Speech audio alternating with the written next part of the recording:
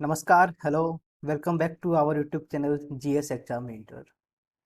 इस वीडियो में हम इंटेलिजेंस थ्योरी की बात करेंगे और जिसमें हम बुद्धि का जो बहुकारक सिद्धांत है, जिसको इंग्लिश में कहा जाता है multi factor theory of intelligence, इसकी बात करेंगे।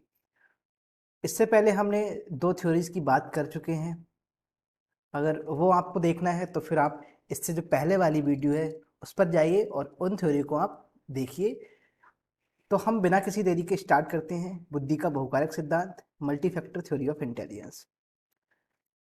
देखते हैं बुद्धि का जो बहुकारक सिद्धांत है, हमें याद रखना है कि किसने दिया, कौन साइकोलॉजिस्ट थे, कौन से मनोवैज्ञानिक थे, कौन से साइंटिस्ट थे। ये थे थॉर्नडाइक।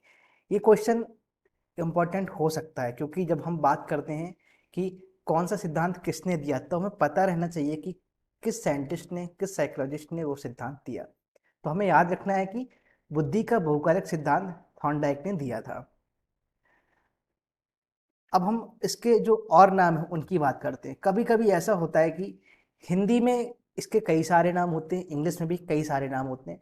तो हमें क्या करना है कि कभी कभी ऐसा नाम आ जाता है जो हमें याद नहीं रहता है। तो उस जगह पे हमें करना है कि हमें एक से ज़्यादा नाम पता होने चाहिए, एक से ज़्यादा नाम हमें याद होना चाहिए।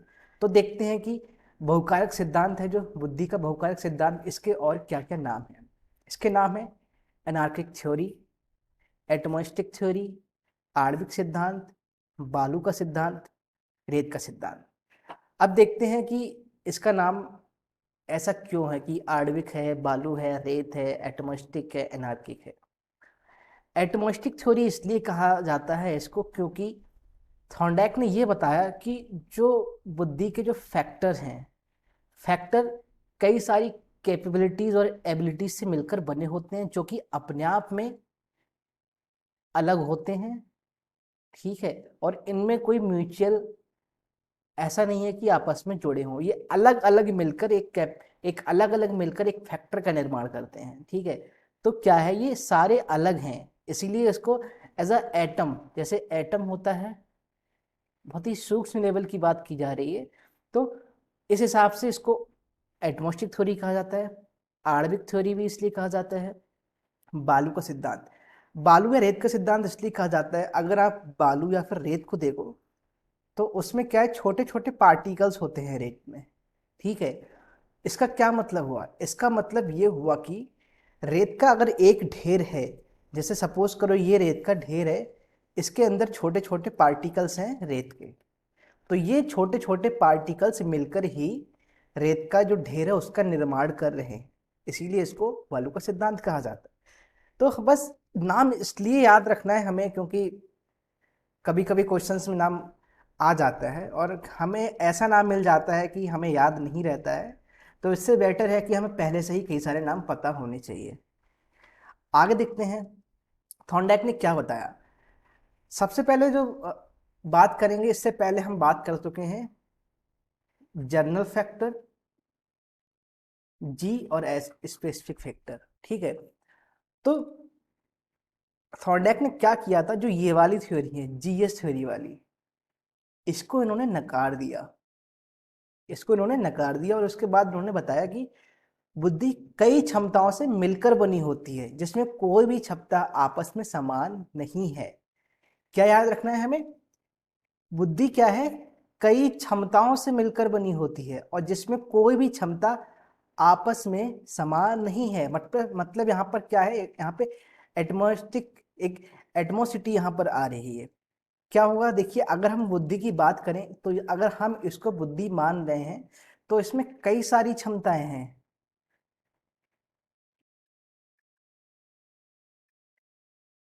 ठीक है, कई सारी क्षमताएं हैं और ये क्षमताएं आपस में समान नहीं है, ये हमें याद रखना है। और प्रत्येक क्षमता का अलग कारक है, प्रत्येक क्षमता का अलग कार्य, ये भी ध्यान रखना है। जैसे अगर ये क्षमता की बात करें तो इसके अलग कारक हैं कि ये कैसे बनती है, कैसे इसका निर्माण होता है, इसके अलग कारक इन्होंने बताया। इन्होंने ये बताया कि कारक हैं, अलग हैं। एक जो क्षमता है, बुद्धि ये कई सारी क्षमताओं से मिलकर बनी होती है जिसके कई कारक होते हैं, बट यहाँ पे एक डेफिनेट नहीं बताया कि कितने कारक होते हैं, एक क्षमता के क्या क्या चीजें हो सकती हैं। अब देखेंगे जो बुद्धि का प्रकार हम पढ़ते हैं, सामान्य तौर पर हम थॉर्नडाइक का जो विभाजन है बुद्धि का, हम उसको पढ़ते हैं। इसको हम अपनी जो पहली वीडियो है इंट्रोडक्शन ऑफ इंटेलिजेंस, उसमें हम बात कर चुके हैं। तो देखेंगे थॉर्नडाइक ने बताया कि बुद्धि के 3 प्रकार होते हैं, मूर्त या यांत्रिक, जिसको मैकेनिकल इंटेलिजेंस कहा जाता है। नेक्स्ट है अमूर्त या सूक्ष्म, जिसको अब्स्ट्रैक्ट इंटेलिजेंस कहा जाता है। और तीसरा है सामाजिक बुद्धि, जिसको सोशल इंटेलिजेंस कहा जाता है। इन तीनों को हम डिटेल में पढ़ेंगे। सबसे पहले बात करेंगे मूर्त बुद्धि की। ठीक है, मूर्त बुद्धि, अमूर्त, सामाजिक। मूर्त को क्या कहा जाता है? यांत्रिक। इसको यांत्रिक बुद्धि भी कहा जाता है। देखते हैं, it refers to the ability to understand and deal with things. Deal with things इसको याद रखना है, कैसी चीजों से डील करना है, जहां पर as in skilled trades and scientific appliances. देखो, जहां पर स्किल की बात आ जाए, सीधे से हमें याद रखना है, जहां पर स्किल की बात आ जाए, ठीक है, जहां पर मैकेनिकल की बात आ जाए,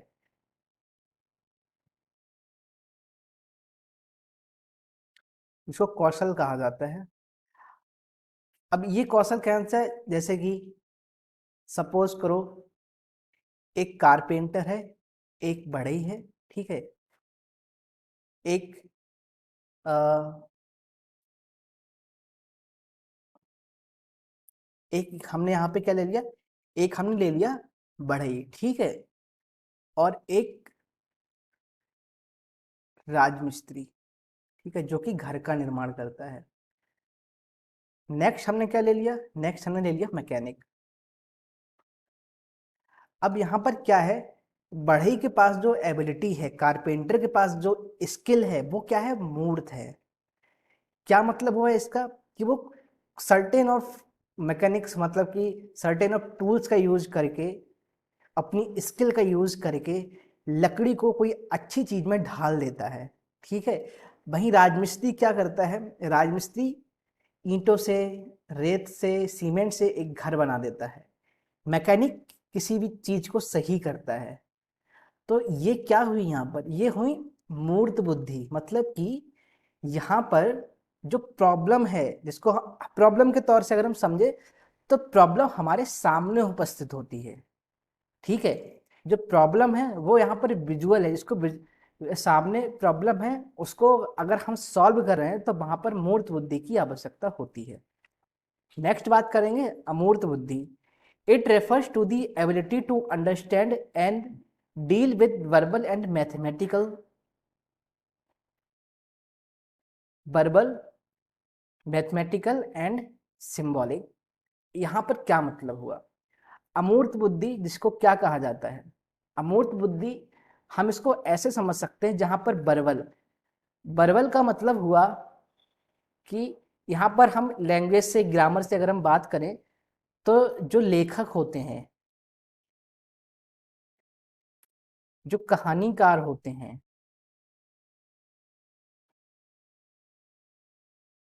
जो गीतकार होते हैं, ठीक है, या फिर कोई ग्रामर का जो टीचर है, या कोई लिंग्विस्टिक कोई टीचर है, ठीक है। अब मैथमेटिकल की क्या बात करेंगे यहाँ पर? मैथमेटिकल से हम देखेंगे जो साइंटिस्ट हैं, मतलब कि वैज्ञानिक हैं। अब यहाँ पर वैज्ञानिक का क्या मतलब हुआ? वैज्ञानिक का मतलब यहाँ पर ऐसे वैज्ञानिकों से हैं जो कि अमूर्त चीजों पर बात करते हैं, ठीक है। जैसे कि अगर हम गणित की बात करें, कोई गणितज्ञ है, जब हम गणित पढ़ते हैं तो कई सारी प्रॉब्लम्स हमारे सामने नहीं होती हैं, बस एक लिखा हुआ होता है, उसको हम समझते हैं, विजुलाइज करते हैं, उसके बाद हम उसको करते हैं, ठीक है। वहीं पर कोई भौतिक विज्ञानी हो गया, कोई रसायन विज्ञानिक हो गया, जिसको रसायन शास्त्री भी कह देते हैं, ठीक है। अब यहाँ पर क्या हो रहा है कि जो जो साइंटिस्ट हैं, जो गणितज्ञ हैं, भौतिक विज्ञानी हैं, रसायन शास्त्री हैं, या फिर जो कि बायोलॉजी पढ़ाते हैं, तो यहाँ पर होता ये है कि चीजें हमारे सामने नहीं होती हैं, टीचर आपको कहेंगे कि आपको बात करेंगे कि एक ऐसे प्रिंसिपल की बात करेंगे, एक ऐसे फिनोमेना की बात करेंगे जो कि सामने नहीं है और जो कि एक सर्टेन जो हमारी नॉर्मल कंडीशन है उसमें सामने प्रस्तुत किया भी नहीं जा सकता, लेकिन उसके बावजूद भी वो हमको समझा देते हैं और हम समझ जाते हैं और एक अब्स्ट्रैक्शन है वो हम अपने माइंड में ले आते हैं। तो इस चीज को करने के लिए जो एबिलिटी है हमारा, जो इंटेलिजेंस है, उसको अमूर्त बुद्धि कहा जाता है, जिसको अब्स्ट्रैक्ट इंटेलिजेंस कहा जाता है। अब सिंबॉलिक की बात यहाँ पर करेंगे। सिंबॉलिक की बात यहाँ पर सिंबल से है। जैसे कि अगर आप कोई पजल सॉल्व कर रहे हैं, ठीक है, ऐसा पजल जो जिसमें सिंबल्स आ रहे हैं, जैसे कि ऐसा सिंबल हो गया, तो जहाँ पर सिंबल्स की बात हो रही है, या फिर जहाँ हम बात करते हैं मैप की, जो मैपिंग की अगर हम बात करें, कहीं जाते हैं तो हमें चीज़ क्या है कि आप ऐसे जाना है, ऐसे जाना, तो एक अब्स्ट्रैक्शन हम वहाँ पर उपस्थित कराते हैं। तो ये चीज़ें क्या हो जाती हैं, इन चीज़ों को समझने के लिए जो एबिलिटी है हमारी, जो इंटेलिजेंस है, उसको कहा जाता है अब्स्ट्रैक्ट इंटेलिजेंस, इसको अमूर्त बुद्धि कहा जाता है। ऐसे लोग कौन होते हैं? ऐसे लोग वैज्ञानिक होते हैं, लेखक होते हैं, कहानीकार होते हैं, गीतकार होते हैं, टीचर्स होते हैं, जिसके अंदर अब्स्ट्रैक्ट इंटेलिजेंस ज़्यादा होता है। इसको कहा जाता है अब्स्ट्रैक्ट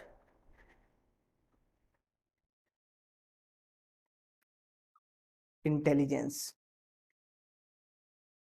ठीक है, नेक्स्ट हम बात करेंगे सामाजिक बुद्धि की। इसको देख लेते हैं, इसको सोशल इंटेलिजेंस कहा जाता है।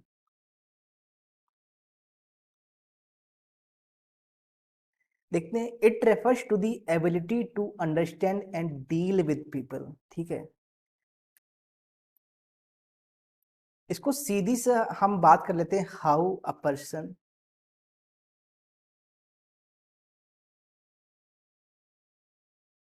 Communicate with others. मतलब कोई एक पर्सन दूसरों के साथ किस तरह से कम्युनिकेट करता है, किस हिसाब से बातचीत करता है, ये वो एबिलिटी हम समझ सकते हैं। जैसे कि आपने देखा होगा जैसे कि स्कूल में कई सारे टीचर हैं,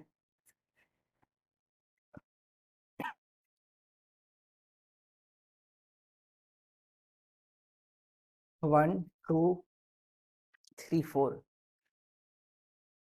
अब यहाँ पर देखते हैं कि जब 4 टीचर हैं आपके स्कूल में, और एक टीचर है जो कि टीचर नंबर 2, जो आपसे बहुत अच्छे से बातचीत करते हैं, ठीक है, आपकी बात सुनते हैं, आपकी प्रॉब्लम को सुनते हैं, आपकी प्रॉब्लम सॉल्व करते हैं।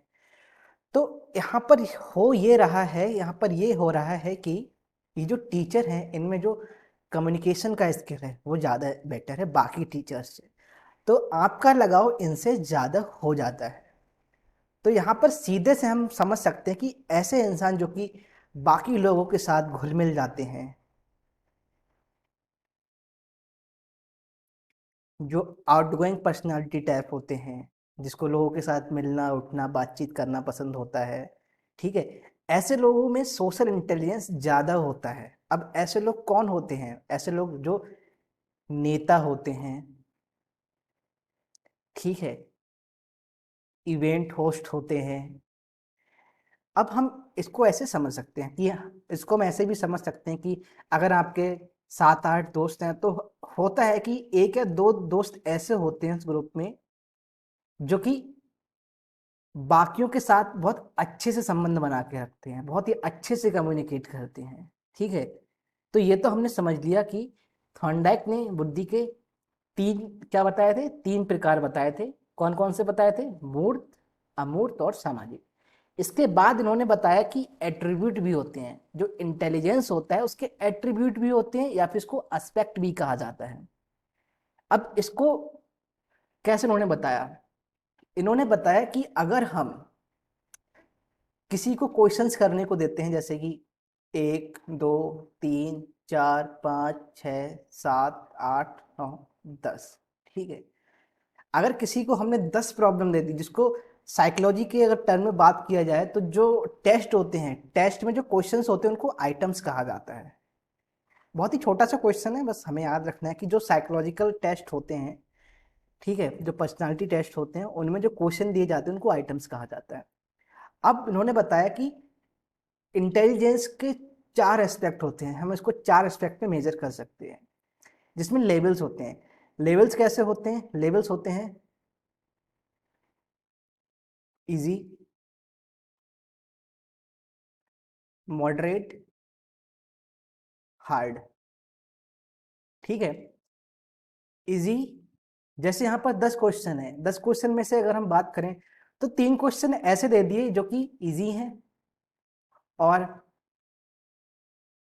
5 क्वेश्चन ऐसे दे दिए जो कि मॉडरेट हैं, और 2 क्वेश्चन ऐसे दे दिए जो हार्ड है। जैसे कि आप मेरे सामने बैठे हो और मैं आपसे क्वेश्चन कर रहा हूँ, और मैंने आपसे ऐसे क्वेश्चन किए जो कि आपने आसानी से बता दिए, ठीक है, उनको हम इजी लेवल में रखेंगे।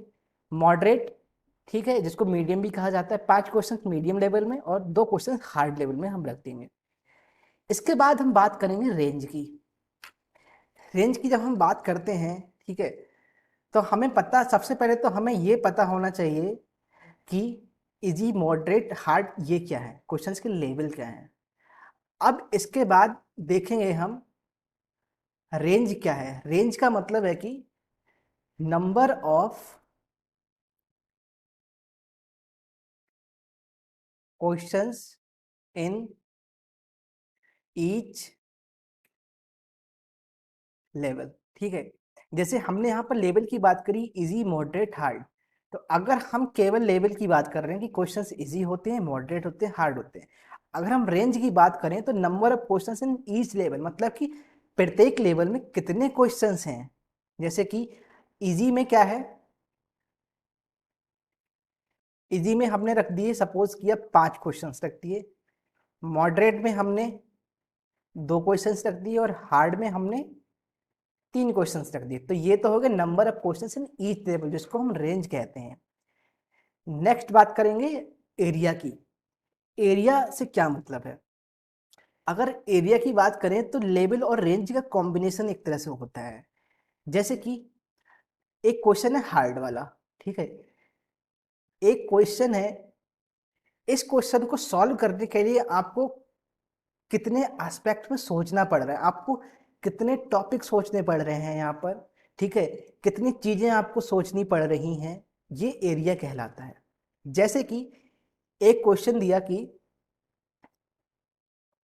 गुरुत्वाकर्षण कितना है, 9.8, ठीक है। अगर हम गुरुत्वाकर्षण नियतांक की बात करें, जैसे कि यहाँ पर जी की बात कर रहे हैं, अगर आपसे पूछें कि गुरुत्वाकर्षण कितना है होता है, गुरुत्वाकर्षण नियतांक कितना होता है, तो इसको बताने के लिए आपको भौतिक विज्ञान की नॉलेज होनी चाहिए। ठीक है, अच्छे से बताने के लिए भौतिक विज्ञान की नॉलेज होनी चाहिए। फिर उसके बाद गुरुत्वाकर्षण की नॉलेज होनी चाहिए, आकर्षण की नॉलेज होनी चाहिए, पृथ्वी की नॉलेज होनी चाहिए, उसके बाद नियतांक की नॉलेज होनी चाहिए, देन लास्ट में आपको जी पता होना चाहिए। अब इसके बाद भी विमा, जो विमाएं होती हैं, ठीक है, विमाएं का मतलब जो उसका मात्रक होता है, मात्रक पता होना चाहिए, ठीक है। और जब मात्रक की अगर हम बात करेंगे तो इसके बाद आपको मैथ भी पता होनी चाहिए, मतलब जो गणितीय सिंबल है वो भी पता होनी चाहिए। तो ये क्या हो रहा है यहाँ पर, एक सिंपल सा क्वेश्चन है, एक हार्ड क्वेश्चन है, जिसमें आपसे पूछा गया है जी का मान क्या है। तो जी का मान पता होने के लिए आपको कई सारी चीजें आप सोचते हैं, आपको ये चीजें पहले से पता होती हैं, इसीलिए आपने आंसर इसका बता दिया, ठीक है। अब वहीं पर जैसे पूछा कि आप बच्चे से पूछते हैं कि बेटा मम्मी कहाँ गई है, तो बच्चा सोचेगा कि मम्मी कहाँ गई हैं, वो सोचेगा कि मम्मी छत पे हैं, मम्मी पानी लेने गई हैं, मम्मी मामा के घर पे गई हैं, मम्मी पापा के साथ गई हैं, मम्मी बाजार गई हैं। तो वो सोच क्या रहा है, ठीक है, सोच क्या रहा है, वो चीज यहाँ पे कहलाती है एरिया क्या होता है, ठीक है, जिसको नंबर ऑफ सिचुएशंस कहा जाता है। ये क्या हो गई, ये सिचुएशन हो गई, तो हम लिख देते हैं इसको नंबर ऑफ सिचुएशन। ये क्या हो गया, ये लेवल हो गए, ठीक है, इजी, मॉडरेट, हार्ड। और रेंज क्या होगा, number of questions in each level. Area क्या हो गया, एरिया हो गया number of situations you have to think to solve a particular problem, ये एरिया कहलाता है। वहीं इस रेस्पॉन्ड की बात करें तो रेस्पॉन्ड क्या होता है कि number of questions responded in a particular time. मतलब कि ये हुआ कि एक पर्टिकुलर टाइम में आपने कितने क्वेश्चंस पे रिस्पांस दिया है, कितने क्वेश्चंस को किया है। जैसे ये 10 क्वेश्चन है तो आप अगर यहाँ पर स्पीड आपकी निकालनी है तो हमें पता होना चाहिए आपने 1 मिनट में कितने क्वेश्चंस किए हैं। जैसे कि आपने 5 क्वेश्चंस किए हैं, अगर आपने 5 क्वेश्चंस किए हैं यहाँ पर 1 मिनट में तो आपकी स्पीड क्या हो जाएगी, आपकी स्पीड हो जाएगी 5 क्वेश्चंस पर मिनट। तो ये तो हो गया थॉर्नडाइक की multi factor theory of intelligence. इसमें हमें पता होना चाहिए कि थॉर्नडाइक ने क्या कहा था कि जो जर्नल और स्पेसिफिक वाला जो कॉन्सेप्ट था उसको नकार दिया इन्होंने। इन्होंने कहा कि ऐसा नहीं होता है कि जर्नल और स्पेसिफिक पे ही ध्यान दिया जाए। इन्होंने बताया कि बुद्धि जो होती है वो कई क्षमताओं से मिलकर बनी होती है, जिसमें कोई भी क्षमता आपस में समान नहीं होती है। इसको ऐसे भी समझ सकते हैं कि कभी कभी हो सकता है कि जैसे क्वेश्चन आ जाता है और उसके अंदर अलग कर दिया जाए, अलग तरह से पूछा जाए। जैसे कि ये क्या है, सपोज किया आपने ये एक दीवार है, ठीक है, एक ये वॉल है, दीवार है, इसके अंदर क्या है, ईंट होती हैं।